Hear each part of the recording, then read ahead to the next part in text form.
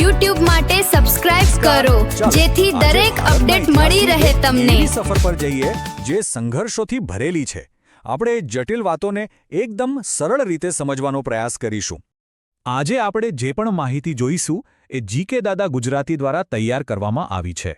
આપણે ખાસ કરીને ભારતના ઇતિહાસને એના સૌથી મોટા યુદ્ધોના દૃષ્ટિકોણથી જોવાના છીએ। જોવાનું એ છે કે આ લડાઈઓએ આખરે દેશનું ભાગ્ય કેવી રીતે ઘડ્યું। ખરેખર એક સવાલ મનમાં આવે છે, શું કોઈ દેશની આખી કહાણી ફક્ત તેના યુદ્ધોથી જ જાણી શકાય? ચાલો આપણે આમાં ઊંડા ઉતરીએ અને જોઈએ કે સદીઓના સંઘર્ષે આજના ભારતને કેવો આકાર આપ્યો છે। આપણી આખી ચર્ચા 6 મુખ્ય ભાગમાં વહેંચાયેલી રહેશે।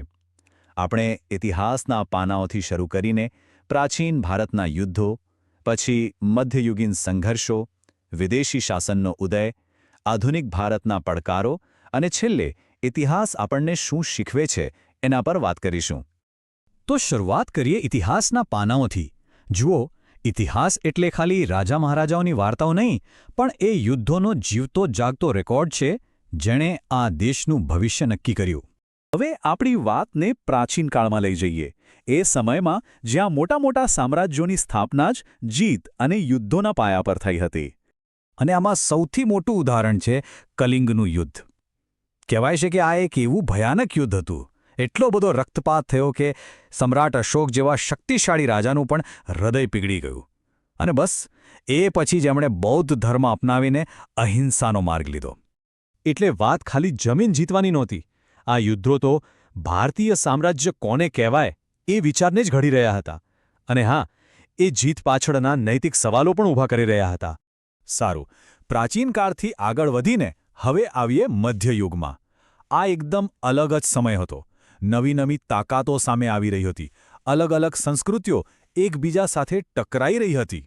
આ સમયના અમુક યુદ્ધો તો એવા હતા જેણે ઉત્તર ભારતનો આખો નકશો જ બદલી નાખ્યો, જેમ કે તરાઈનનું બીજું યુદ્ધ, પાણીપતનું પહેલું યુદ્ધ અને હા, હલ્દી ઘાટીનું યુદ્ધ। ખાસ કરીને જો પાણીપતના પહેલા યુદ્ધની વાત કરીએ તો એમાં જૂની અને નવી તાકાતોનો સીધો ટકરાવ હતો। એક બાજુ ઇબ્રાહિમ લોદીની દિલ્હી સલ્તનત અને બીજી બાજુ બાબર, જેણે મુગલ સામ્રાજ્યનો પાયો નાખ્યો। અને પછી ભારતમાં યુરોપિયન શક્તિઓનું આગમન થયું। આ એક એવો વળાંક હતો જેણે અહીંના સંઘર્ષોનું સ્વરૂપ જ બદલી નાખ્યું। આનું સૌથી સારું ઉદાહરણ છે એંગ્લો મરાઠા યુદ્ધોની આખી શ્રેણી। આ યુદ્ધો બતાવે છે કે અંગ્રેજો કેટલા યોજનાપૂર્વક આગળ વધી રહ્યા હતા। એમણે એક પછી એક યુદ્ધ કરીને મરાઠા જેવા શક્તિશાળી સામ્રાજ્યને પણ હરાવી દીધું અને પોતાની પકડ મજબૂત કરી। પણ આ બધાની શરૂઆત ક્યાંથી થઈ? એ હતી 1757ની પ્લાસીની લડાઈ।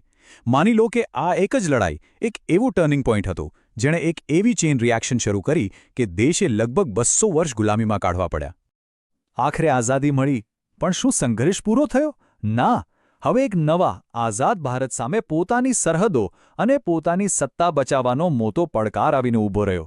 20મી સદીમાં જે લડાઈઓ થઈ, ભલે એ 1962માં ચીન સાથે હોય કે પછી 1965, 1971 અને 1999માં પાકિસ્તાન સાથે, આ બધાનો મુખ્ય હેતુ દેશની સરહદોને સુરક્ષિત કરવાનો અને દુનિયાના નકશા પર ભારતનું સ્થાન મજબૂત કરવાનો હતો। એટલે કે આઝાદીના પહેલા 52 વર્ષોમાં જ દેશે 4 મોટા યુદ્ધો જોયા અને આ દરેક યુદ્ધે આ વિસ્તારની ભૌગોલિક અને રાજકીય પરિસ્થિતિને હંમેશા માટે બદલી નાખી। તો આટલા લાંબા અને ઘણીવાર ખૂબ જ ક્રૂર ઇતિહાસ પર નજર નાખ્યા પછી સવાલ એ છે કે આમાંથી શીખવા શું મળે છે? મુખ્ય વાત એ છે કે આ બધી ઘટનાઓ ખાલી ઇતિહાસની ચોપડીમાં લખેલી તારીખો નથી। સામ્રાજ્યો કેવી રીતે બન્યા અને તૂટ્યા, નવી સંસ્કૃતિઓ કેવી રીતે આવી, અંગ્રેજોએ કેવી રીતે રાજ કર્યું અને આધુનિક ભારતની સરહદો કેવી રીતે બની, આ બધાની અસર આજે પણ આપણા જીવન પર પડે છે। એકદમ સાચી વાત છે કે વર્તમાનને સમજવા માટે ભૂતકાળ તરફ જોવું જ પડે છે। ભારતની આ યુદ્ધોની સફર આપણને બતાવે છે કે ભૂતકાળના સંઘર્ષો જ આજના ભારતની હકીકતનો પાયો છે। અને આ આપણને એક અંતિમ વિચાર પર લાવીને મૂકી દે છે, આટલી સદીઓના સંઘર્ષમાંથી આપણે જે શીખ્યા, શું એ આપણને ભવિષ્યનો રસ્તો બતાવી શકે છે? આ સવાલ સાથે જ આપણી આજની ચર્ચા અહીં પૂરી કરીએ છીએ। આભાર।